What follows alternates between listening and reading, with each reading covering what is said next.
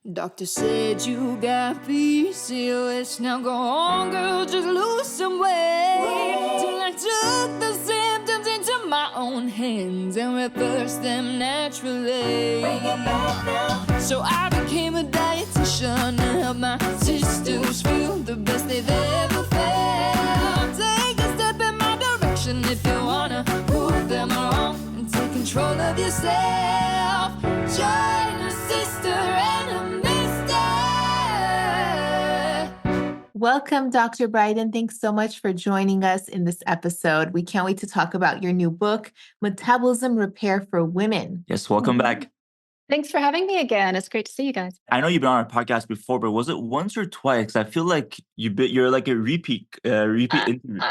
I think just once. We were trying to remember the date. We'll put that in the show notes, maybe the link to our previous. Yeah. So Well, I'm super interested in this book. I'm a registered dietitian. So when you say metabolism, I'm interested in what you're going to say. And I love how this book is specifically tailored for women.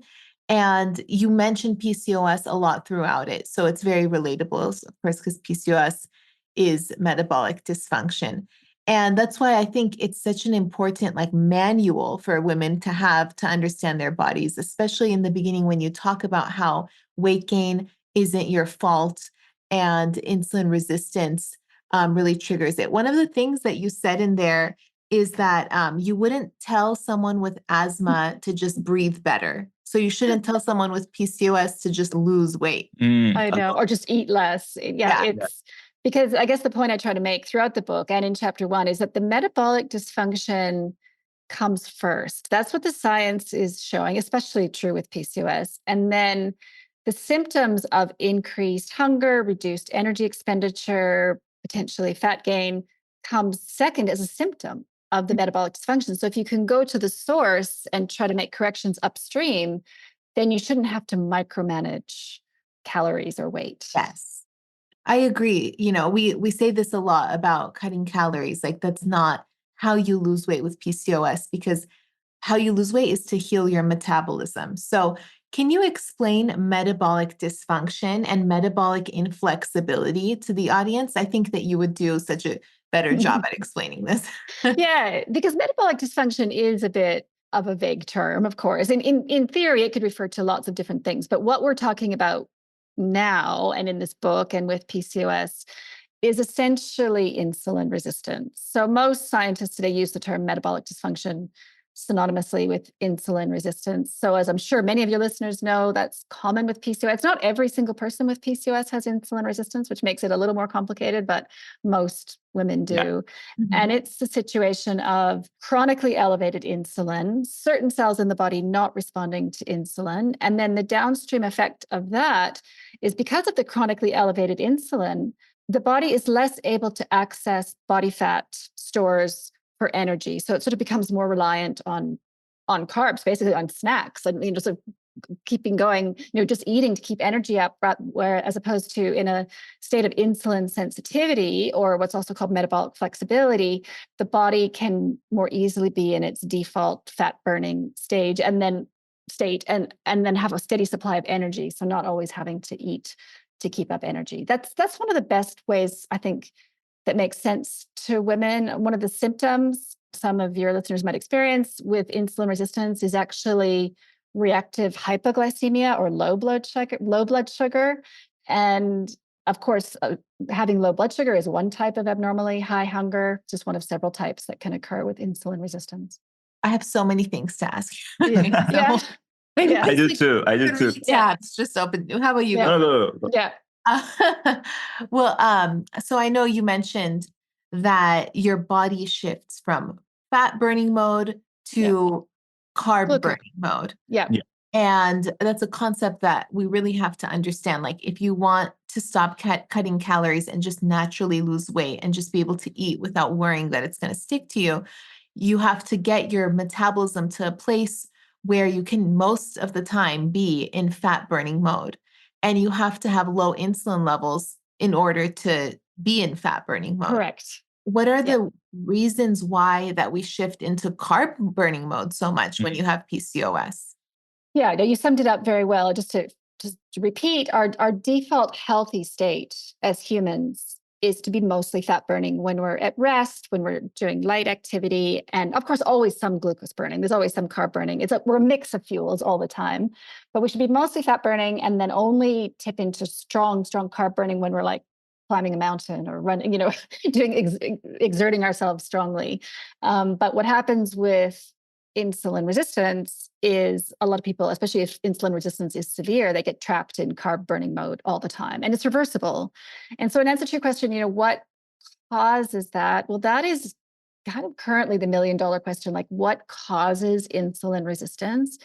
I know we like simple answers, all of us do, and certainly some simple answers have been presented for insulin resistance, but if you really dig into the science, there's lots of potential mechanisms going on. It's a problem with metabolism that's happening quite deep in the cell, in the mitochondria. It's involving a number of signaling pathways that have gone a little off the rails, probably in response to, as just to give an example, environmental toxins. It's pretty clear that multi-generational exposure to environmental toxins is playing a role in the PCOS epidemic. I think the scientists are very clear about that. And one of the effects of environmental toxins, because they're hormone disruptors, they can increase androgens, but they can also impair insulin sensitivity. So that's an example of one that is just outside of people's control. This is why I called chapter 1, metabolic dysfunction and weight gain is not your fault. We're unfortunately at the moment, across society, all of us collectively have been subjected to a combination of environmental factors that are driving insulin resistance in everyone to some degree. I mean, some people are escaping it, which is great news for them, but a lot of people are not. And so, do you mean like pesticides and the yes, things that we have plastics all over our Yeah. house, plastics?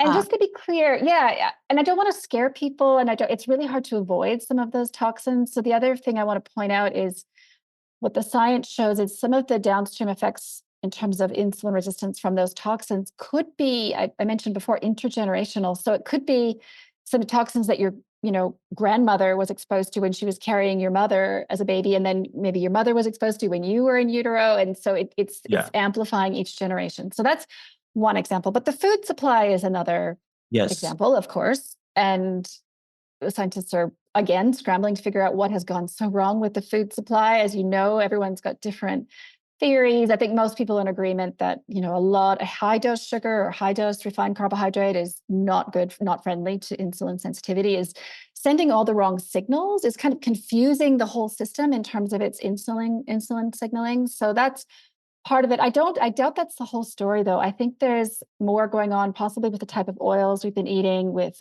disruptions to the gut microbiome, again, possibly from the food supply, disruptions to circadian rhythm. And I said at the beginning, I wish it wasn't multiple things. I wish it wasn't complicated like that, because it would be so much easier to identify one culprit and then address that. But the reality is, there's probably a few factors that are impairing insulin sensitivity and pushing people into insulin resistance.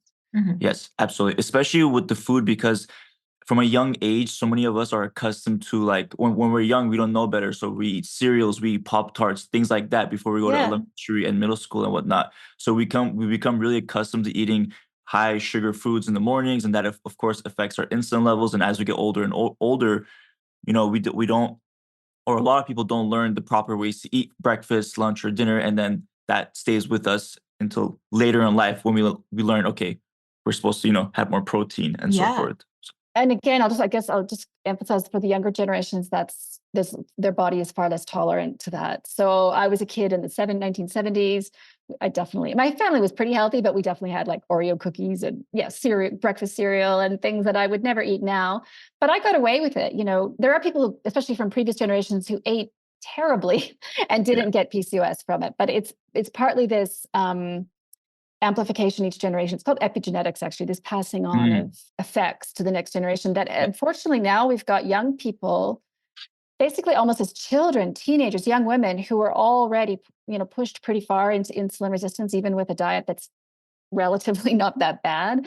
And it's sad, it's concerning. But the main point of what the work you're doing, and obviously my book, is there's always hope. As frustrating and sad as all of that sounds, there's always ways to turn the ship around.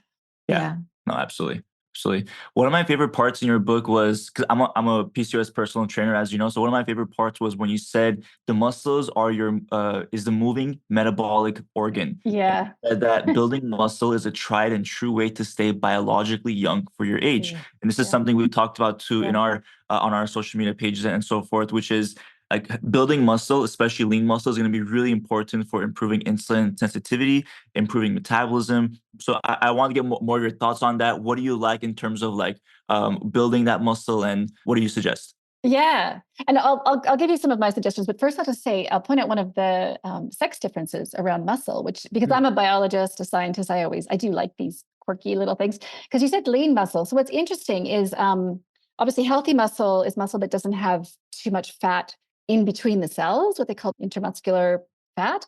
But women have this whole other thing going on where we have quite a high amount of slow twitch fibers and intracellular fat. So women's muscle cells have quite a lot of fat stores inside the cell, which is right there for fat burning. That's another example of how in a healthy state, in an insulin sensitive state, and with healthy muscle, women are actually fat burning machines. And so that's compared to men, which I just think is quite intriguing. But in answer to your question, I mean, how do you build muscle? I do give, you might have noticed it as a trainer, a few people have picked up on it. At one point in the book, I say, strength training is probably the best. Some combination of different kinds of movement, but some amount of strength training does seem to be, quite an evidence-based way to build muscle. All that said, I have not actually taken up an active strength training practice myself, but I will, in my defense, I do plank and squats and, That's great. Resistance bands and stuff on my yoga mat. So there's always a way. So, and I just say that to be kind of inclusive. If there's other people out there who just don't really want to lift weights, I mean, if you want to lift weights, do it. And if you've got access to a great personal trainer, maybe like yourself, to help you, then great. But there's always ways to move the body and to build muscle. Oh, I totally agree. Like, it doesn't have to be with weights. Like, you can use your body weight. You can do Pilates. You can do slow weighted workouts. You can do HIIT workouts. A lot of people enjoy different varieties. And I also mentioned to like to mix it up, because you don't want to get bored just doing one thing. You do a variety of things like swimming once in a while too. It's going to really just help you enjoy it and have fun.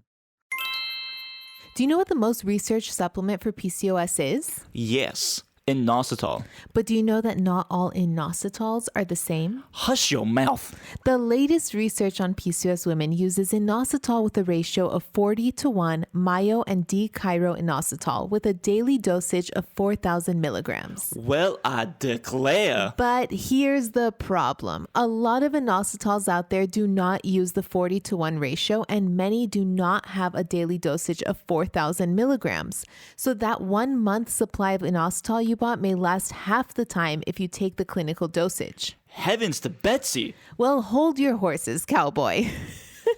That's why I love Ovasitol. It comes in a ratio of 40:1 myo and D-chiroinositol, and it provides a daily dosage of 4,000 milligrams. It also comes in a 3-month supply. And best of all, it's the only NSF certified 40:1 inositol, so you know that it's been third-party tested for purity and accuracy. Well, butter my backside and call me a biscuit. Head over to ovafit.org to order your Ovasitol today with our special 15% off promo. You can also find the link in the show description. Well, I declare. Okay, that's enough. Thank God, I'm out of phrases. And some people are very social. So I talk about you would have noticed the individuality. Like some people like myself, if I'm a strong introvert, I do love just the mat practice and going for big walks up hills by myself, but not everyone's like that. So, if someone is a strong extrovert, they should get in there for some kind of group exercise class or team sports or something that is fun for them. Yeah, totally. Something you mentioned in your book as well is, I'm just going to read from it because I want you to further elaborate. Yeah. You say fat storing mode of physiology gets switched on by signals of impending danger or scarcity, stress, dehydration, or ingestion of certain nutrients, including glutamate and fructose, that were traditionally high in the autumn, just as winter was coming, so that we can store more fat. So does that mean certain foods that have more fructose were high in the autumn? Yeah. So I'll talk, it's good that you picked up on that. So that is actually coming directly out of research from someone called Richard Johnson. He's got a book called Nature Wants Us to Be Fat. He's a scientist, so he's got a number of papers, including a review paper called The Fructose Hypothesis of, I think, obesity. And just as a little preamble, I don't think fructose is the whole story. I don't, but that's just what he calls survival switch, which is activated by multiple mechanisms. Is just an interesting way to think about this built-in system we had for storing fat for surviving, like a few 100,000 years ago, or even longer, that potentially would have been activated by certain processes that were happening at a time when we needed to be storing fat, like in the autumn. So as you mentioned, dehydration, glutamate, and fructose, which our ancient ancestors would have been getting from a lot of fruit at that time. And just as an analogy, bears do this, right? So I'm in Canada right now. I'm talking to you from Canada, even though I live in New Zealand, and I see bears almost every second day wandering around my parents' place.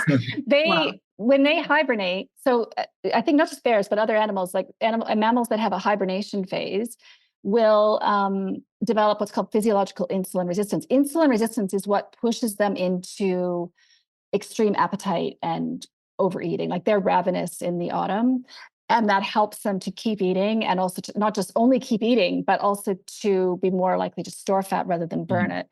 So I guess Richard Johnson's research around this, and if people are interested, they could look at his book or look at the parts in my book where I talk about his survival hypothesis.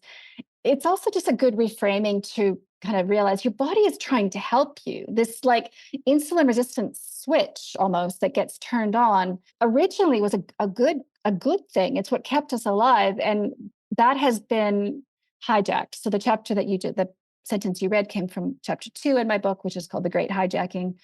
So again, it's something about our modern food supply has unfortunately hijacked or permanently switched on Richard Johnson's survival switch, and is part of what's pushing people into insulin resistance. To be fair, not everyone totally agrees with Richard Johnson on all of that, but I think it's always interesting to hear what different scientists are talking about. And yeah. Absolutely. I think it's interesting because they try to push high fructose corn syrup as something that's not that bad.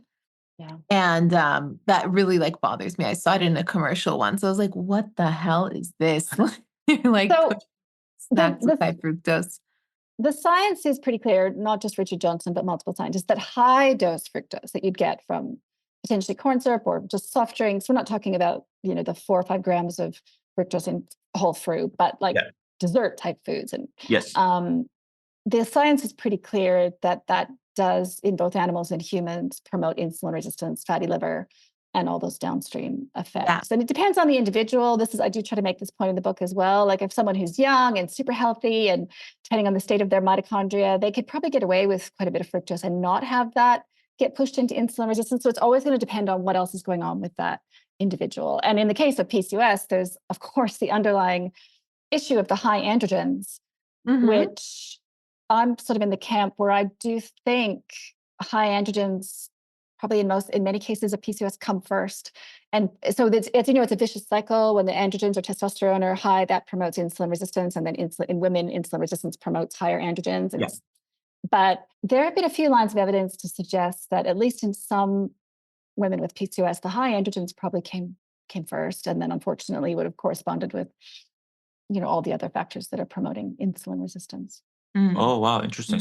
So in those cases where the testosterone or the androgens came first, what do you think the cause would be there? It was what the science is showing is high androgen exposure in utero, which would have been either from a woman who herself had high androgens when she was pregnant, or again, back to environmental toxins, potentially exposing the female fetus to higher androgens. And that it's like it calibrates the system to a higher androgen state. And again, not to say that people are locked into that. I mean, as we know, people can, to a large extent, reverse out of some of these symptoms and also grow out of some of these symptoms, because androgens do reduce with age, which is a blessing, a good thing about PCOS.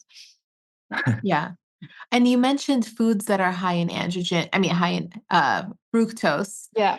Including like honey and, sweeteners, maple syrup and things like that. Yeah. And I think that's important to mention because honey is like so nutrient dense. It's great for you. But as a woman with PCOS, like putting honey in all of your drinks and teas and sweetening desserts with honey because it's not table sugar, white sugar. Is it called table sugar? No, it's table salt. It's table sugar. Yeah, you've got Table it. sugar.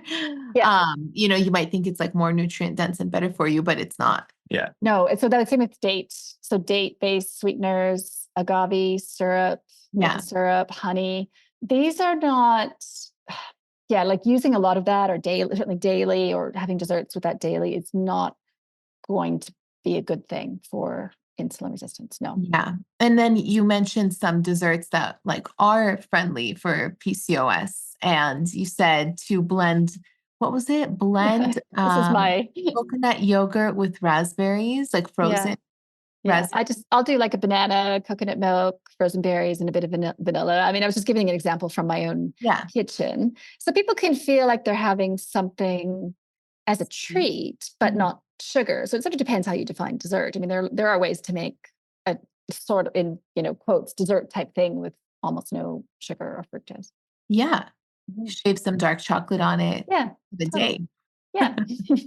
Yeah. So what are some tools that we can use that women who are listening can take away from this podcast to help heal their insulin resistance?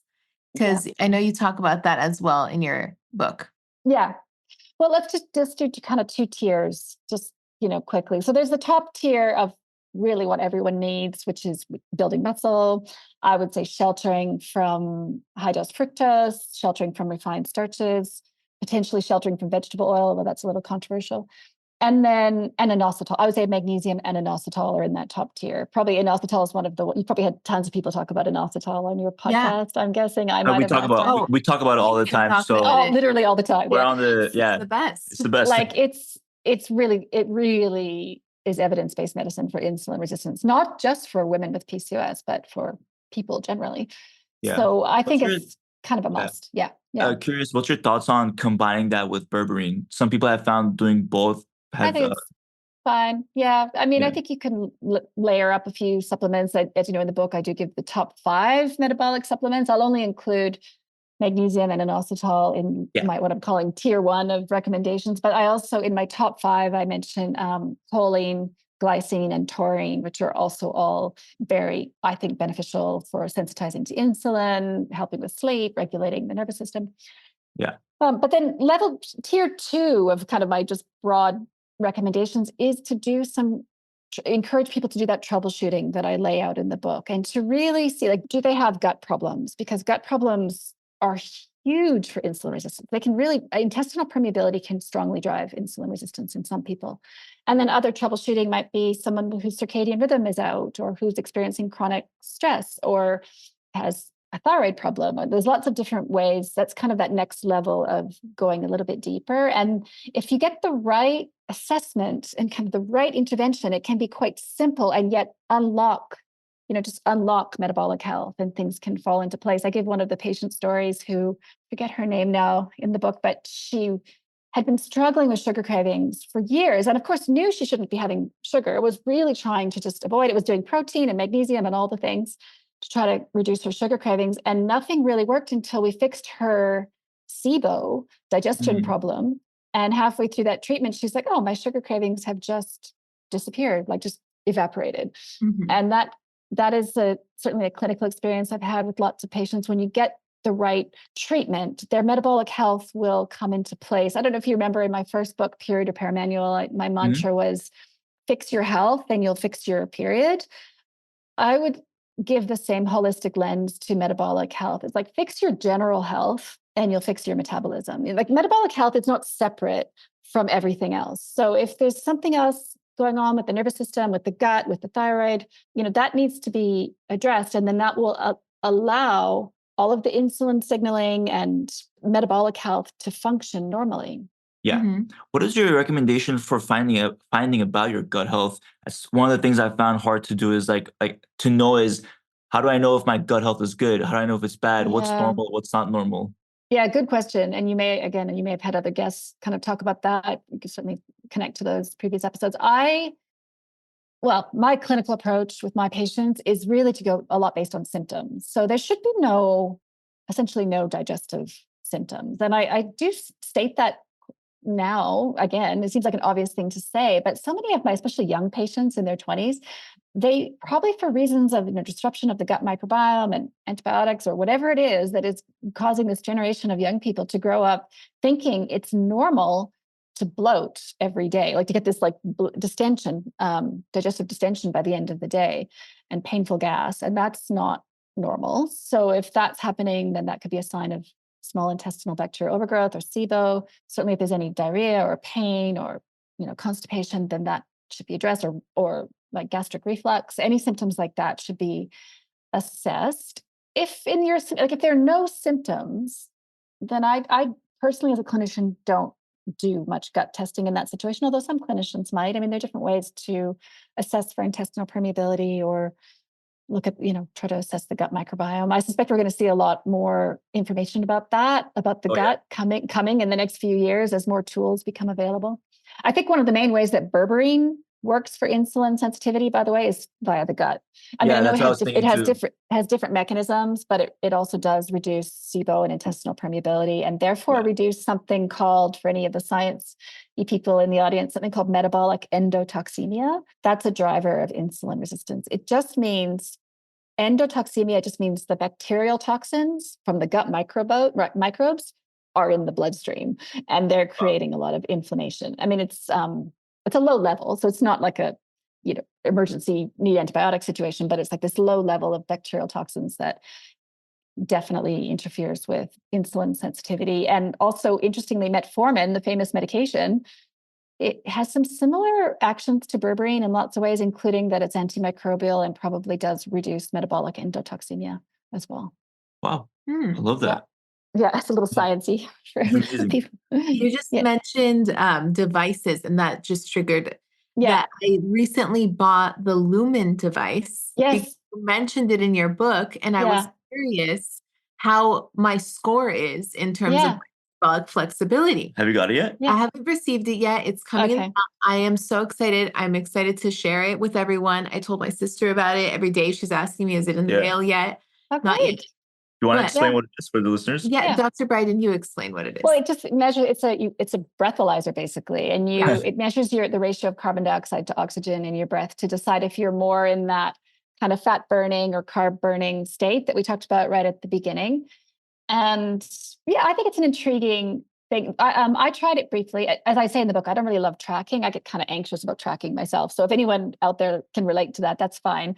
I think there's two kind of people, like there's trackers and there's non-trackers. But I did use it a little bit just to see where I was at. And what's interesting is you do it in the morning or after exercise. I think there's a few times in the day when they want you to do it. And I could usually tell if I was going to get a good reading or not. So if I had like a good day and didn't have dessert, for example, just had a good meal, like a solid meal, but with carbs potentially, with potatoes or something, and then had good sleep, I would get a fat burning, mixed burning in the morning. If I'd had stress or a dessert the night before, then I would, be tipped into carb burning. So I could almost like just tell in my body where I was going to be. But that's the beauty. Amazing how it affects you the next day. Yeah. Like, okay, I had dessert last night, whatever. Or like one bad night of sleep. Or one bad night of sleep. Yeah. And then it affects you, and now you're in carb burning mode instead of fat burning mode the next day. That's what I need to see. I need to see it. And for anyone who's going to try something like that, again, the trick is not to micromanage. I think the trick is just to kind of zoom out and think, okay, that's interesting. These are the trends. This is what I noticed. And actually, so that you do it in the morning, because that's when, just with that overnight fast, most people should be at least partly into fat burning. I usually either mixed or fat burning at that point. Whereas obviously if you took it directly after a meal, or like in the couple of hours after a meal, and if there were carbs in the meal, you'd be in carb burning. So we do kind of shift between fat burning and carb burning, depending on what we're eating, obviously. Or, like after a meal, you're metabolizing it. It makes sense to be in carb burning, but then it gives, apparently the device gives you a score, and you're trying to like score a certain score, to be in good flexibility. Oh, Taline, you'll have to maybe tag me in a post or something if you do something about it in the future. I'm curious to. I will for sure. I'm really curious, like what mine is. I try hard. I mean, I work out, I lift weights 4 times a week in the morning, and like take all my supplements and my inositol and like whatever. I do it all. But then sometimes like maybe I don't move enough. I'm at my desk and, for 3-4 hours, I'm sitting at my computer and then I get up to eat lunch and I'm not that hungry, but I have to eat lunch. Like that's the time to eat lunch. I have to eat lunch. So I eat, but maybe I don't finish it. So part of me is like, maybe I'm not metabolically flexible at that period of time because I'm not going on a walk or moving at all. And I don't feel like eating, Right. I mean, just the other thing to say about metabolic flexibility, it does vary somewhat just, day to day with stress, like stress reduces metabolic flexibility. That's just a given. The menstrual cycle affects it too. So do keep track of your menstrual cycles. So follicular phase, women are more likely to be kind of in fat burning, whereas luteal phase, more likely to potentially be in carb burning. So you want to factor that in. And it's not bad to be in carb burning some of the time too, right? Like it's not a one size fits all in terms of what score you should get. I think, I suspect overall, given all your health parameters and the other metric to track is periods. So for anyone listening, if they're ovulating regularly, that's a pretty good sign of metabolic health. I would say that trumps anything like this Lumen device that we're talking about, like as in that's totally. a more important marker. So so I guess, but I'm curious to see what kind of readings you get. Me too. I just think it's so cool that like our body literally will digest food, basically like a machine burning fuel and then emitting pollution through our mouth. And by looking at the pollution coming out of our mouth, we can know what we just burned. It's so mechanical as an engineer. Yeah. It's so interesting to me. That's true. Oh yeah, that's a good description of it. Yeah. Awesome. Well, this was a great episode, Dr. Briden. Really enjoyed it. Really enjoyed talking about your new book, Metabolism Repair for Women. We highly suggest everyone to check this book out. You mentioned earlier it's on Amazon, basically any major bookstore as well, right? And it should be at Barnes and Noble. Actually, people can order it. They can request it at their local bookstore, and any bookstore should be able to bring it in if it's not already on the shelf. Yeah. Awesome. We'll put the link in the description for anyone interested, but we highly recommend it. Talian and I have been reading it. We've been highlighting so many different portions of the book. So it's so informational and everybody will really get a lot of benefit from it. So highly recommend it to all our listeners. Thanks, guys. Thanks so much for having me. Thanks for coming on. We'll talk to you soon.